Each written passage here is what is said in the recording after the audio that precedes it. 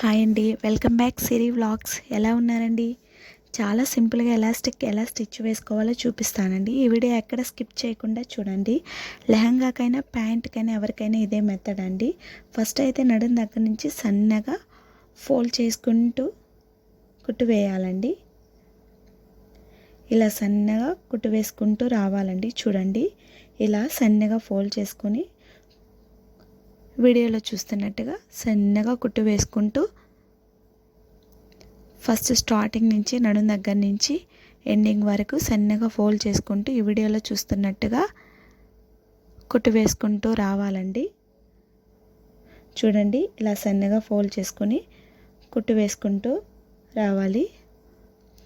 చూసారు కదా, వీడియోలో చూస్తున్నట్టు కుట్టు నీట్గా కనిపించాలండి. ఇట్లా సన్నగా ఫోల్డ్ చేసుకుని కుట్టేసుకున్న తర్వాత మన వెడల్పు ఎంత ఉందో చూసుకోవాలండి. నాకైతే 1.5 ఇంచు ఉంది. దానికి తగ్గట్టు నేను కట్ చేసుకునేటప్పుడే కొంచెం ఎక్స్ట్రా క్లాత్ పెట్టుకున్నానండి. చూసారు కదా, ఈ ఎక్స్ట్రా క్లాత్ అనేది ఇలా పెట్టుకొని మనం 1 ఇంచు ముందే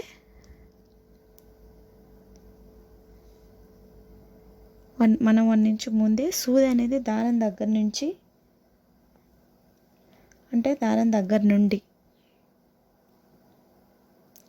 చూపిస్తాను. చూడండి, సూది ఉంది కదండి, 1 ఇంచు ముందే సూది అనేది దారం దగ్గర నుంచి మనం నాడ టైప్లో ఎలాస్టిక్ లోపల పెట్టుకోవాలండి.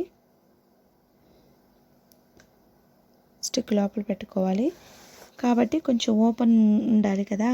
సో ఇదైతే అంతా నీట్గా సదిరి వేసుకోవాలండి. నీట్గా సదిరి వేసుకొని ఆ 1 ఇంచు కూడా క్లోజ్ చేసుకొని మిడిల్ నుంచి స్టిచ్ వేసుకుంటూ రావాలండి. చూస్తున్నారు కదా వీడియోలో, ఈ మిడిల్ నుంచి సన్నగా స్టిచ్ వేసుకుని రావాలండి. ఎలాస్టిక్ అనేది ఊడిపోకుండా ఈ టైప్ మెథడ్ అయితే సరిపోతుందండి. నీట్గా నడుం దగ్గర నుంచి ఎండ్ వరకు పైన ఎలాస్టిక్ ఊడిపోకుండా మనం కుట్టేసుకోవాలి. చూసారు కదా, ఇలా నీట్గా అయితే వస్తుంది. ఎలాస్టిక్ అనేది జరగకుండా చూసుకోవాలండి. ఓపెన్స్ కూడా క్లోజ్ చేసుకొని పెట్టుకోవాలండి.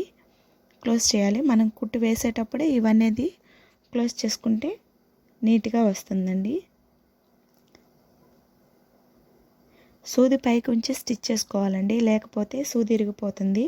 చూడండి ఎలా నీట్గా వచ్చిందో. చూసారు కదా. Thank you for watching. Please subscribe and like.